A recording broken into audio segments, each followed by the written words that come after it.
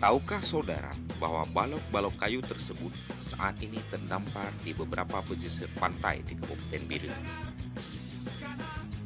Seperti yang terjadi di Lapang Barat, Kecamatan Gandapura, di mana puluhan balok kayu berukuran kecil maupun besar terdampar.